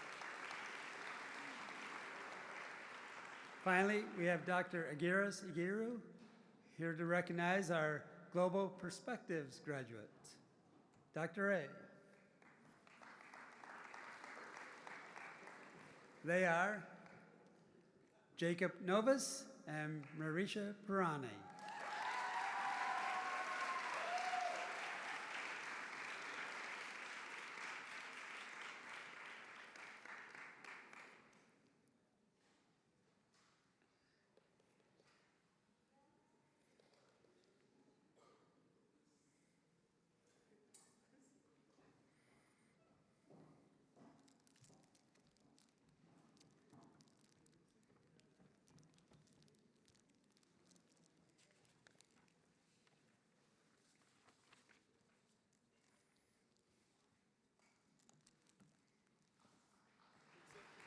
Mrs. Brahman.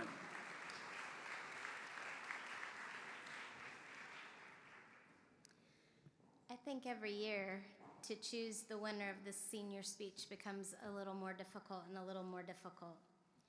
I'm very proud to say this year's winner is Sarah Echeverria.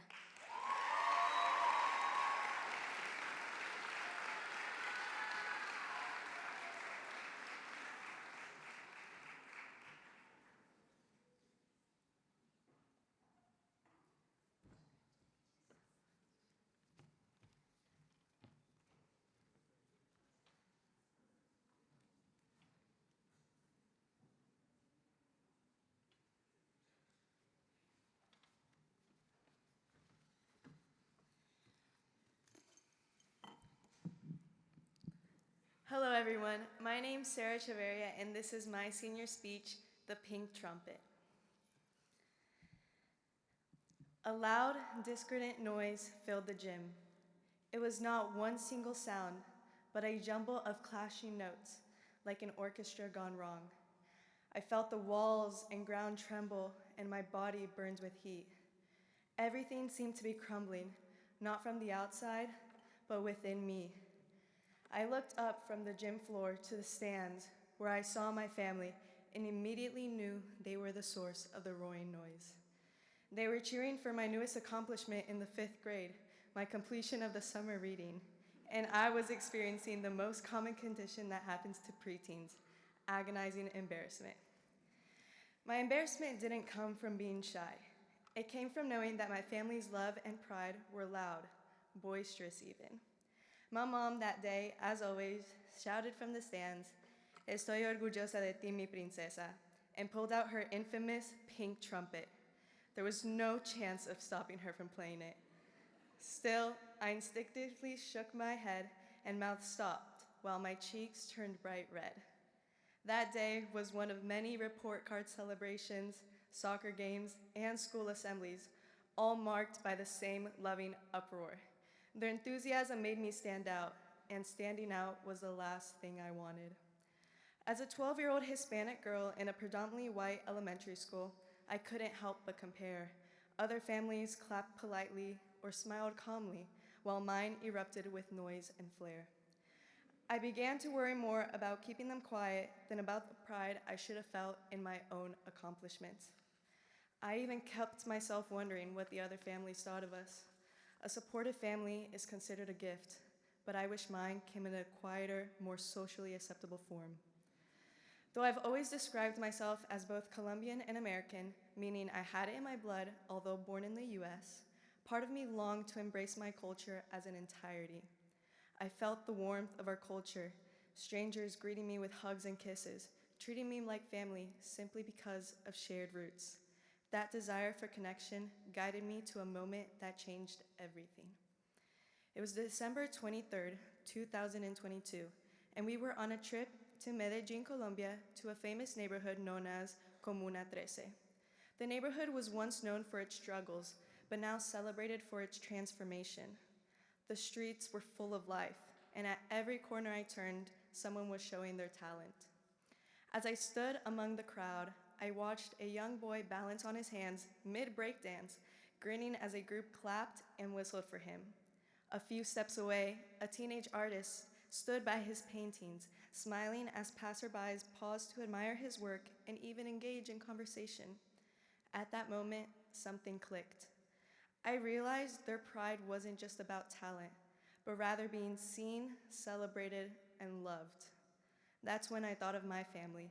Their clapping, shouting, and trumpet blowing wasn't random noise or an unnecessary form of cheering.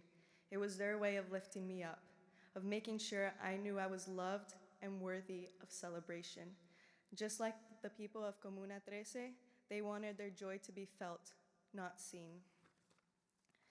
The embarrassment I once felt was replaced with appreciation and a deep sense of responsibility. I no longer saw their cheering as something to hide from, but as an extension of a culture rooted in love, resilience, and expression. At my next soccer game, when I heard my family's familiar cheers, I didn't shrink away. Instead, I turned to the stands, pumped my fist, and joined in their celebration. At that moment, I wasn't just embracing my family's support, but embracing my heritage and becoming my own person. I am no longer afraid to stand out. I am proud to be that person who carries the Colombian warmth into every room I enter. I have realized that my family was not just making noise, they were teaching me how to take up space and how to help others do the same. We all deserve a world where our successes are met with a roar of support rather than a polite clap. Today, as I stand before you, I am not the girl who mouth stops from the sidelines. My growth as a person is defined by my choice to be loud for the right reasons. I have learned that silence is not always a virtue. Be a leader that has the courage to be heard, the resilience to be different, and the heart to celebrate others without apology. I want you to find your own version of that pink trumpet. When you see a friend working hard or a peer finally reaching a goal, do not just offer a polite nod. Be the roar in their stands. Be the voice that makes sure they know they are seen. We often worry so much about being socially acceptable that we forget how much power there is in being loud for the people we love. Let us choose to be the kind of community that takes up space and lifts each other up without any hesitation. Thank you.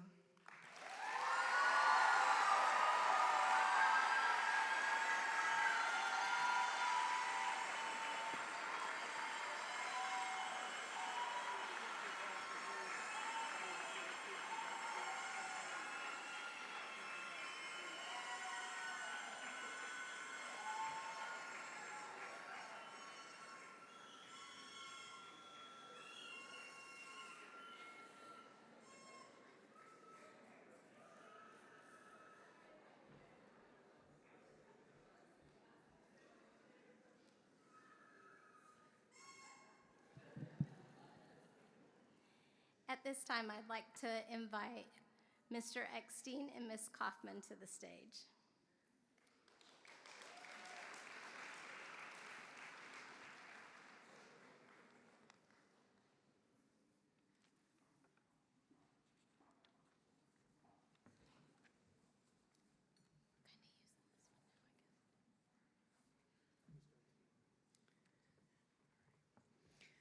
get to announce our female outstanding boarder and our male outstanding boarder of the year. Our female outstanding boarder goes to Fiona Valtonen.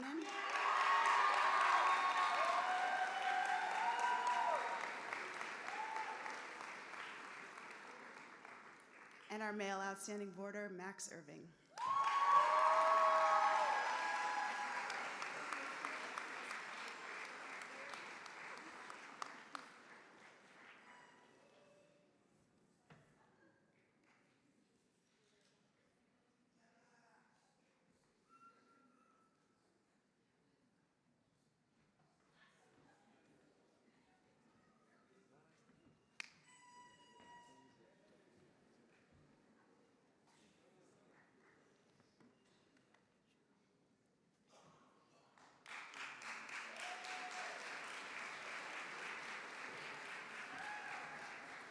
Congratulations, Fiona and Max.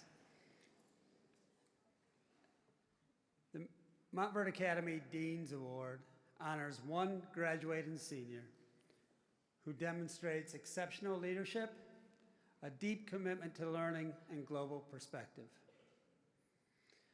The recipient models integrity and compassion, drives positive change through innovative thinking, and contributes meaningfully to our diverse community. This award celebrates the students whose character, scholarship, and service inspire others and who will continue to advance Montverde's mission beyond graduation. This year's recipient has a 4.5 GPA, is a commended Merit Studies Scholar, a distinguished scholar, has taken 11 AP courses, and never received a grade lower than an A in any course at MVA. He is the swim team captain and serves as a prefect. He will be attending MIT in the fall. Jaden Chan.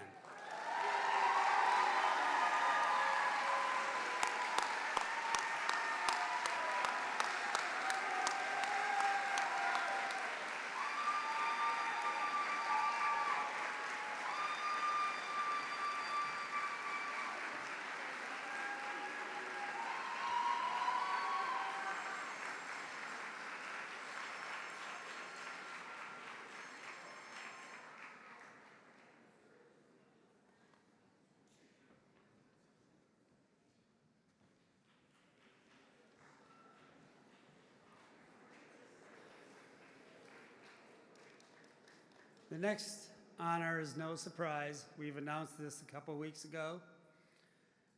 But again, this is our top academic honors. The valedictorian and salutatorian from the graduating class each year are determined from the following criteria: attendance at Montverde Academy for a minimum of 2 years, high grade point average strength of academic schedule of the senior year, national scores on the PSAT, SAT, and AP exams from 9th, 10th, and 11th grade, no major discipline or honor violations, amount of community service rendered, involvement in extracurricular activities. The salutatorian for the class of 2026 had a 4.53 GPA, is Kobe Wu.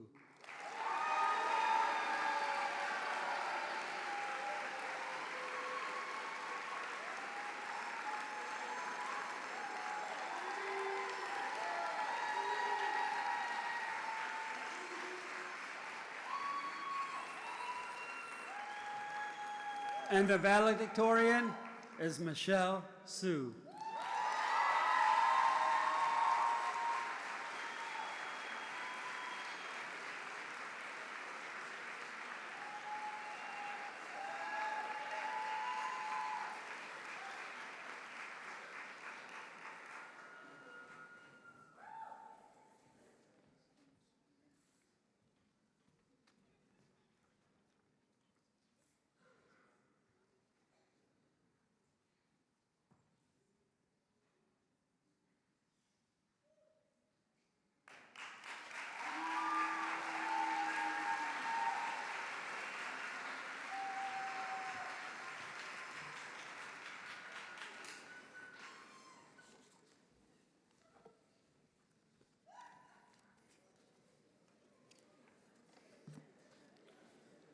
We get to hear more from Michelle and Kobe this weekend as they'll be speaking at our commencement exercise. Each year, the upper school faculty are asked to vote for a colleague who has practiced the highest standards of the profession in their classroom.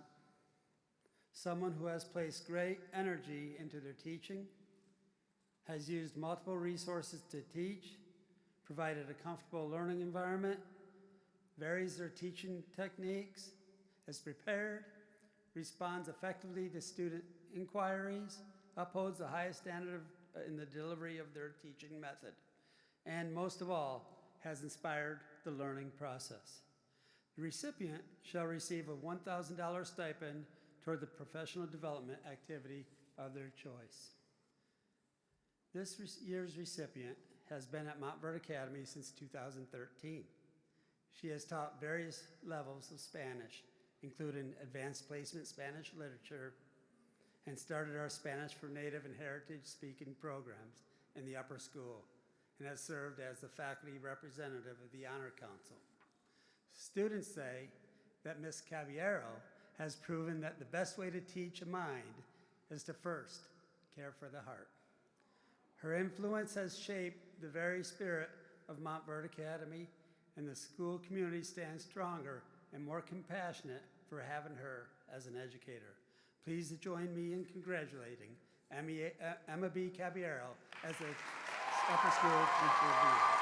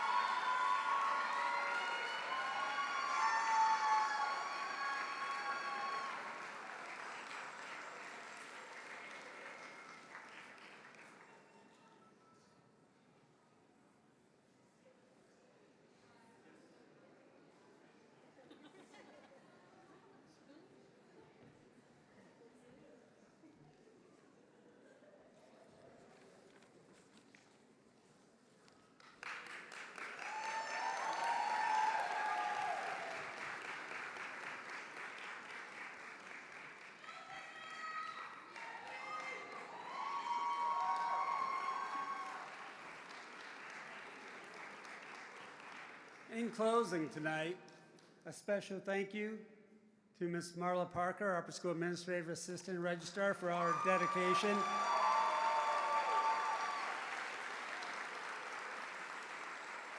Her preparation, execution of the event, and all her hard work throughout the year. Additionally, I'd be remiss if I didn't recognize all of our teachers across each discipline. They create an inspirational environment of learning that is truly engaging and stimulates an atmosphere of joy and concern for all of our students. We are thrilled to announce that over 500 of our upper school students earned citizenship awards during the 2025-26 school year. These dedicated individuals received their medals during an advisory period. Additionally,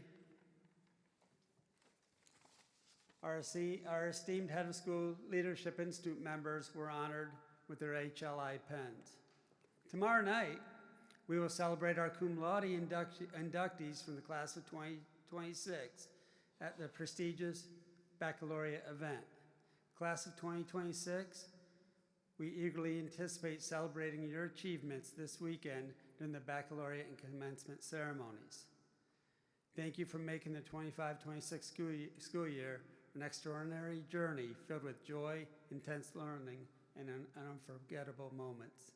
To our 9th through 11th graders, best of luck on your exams. We can't wait to see the amazing things that you bring forward in the 26-27 school year. Enjoy your evening, and thank you for joining us for our Upper School Honors Night.